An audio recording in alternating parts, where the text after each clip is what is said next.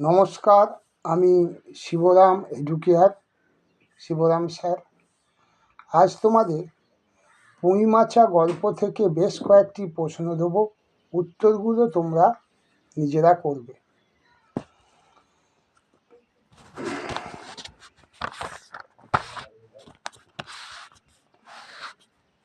পুঁইমাছা গল্পে সহায়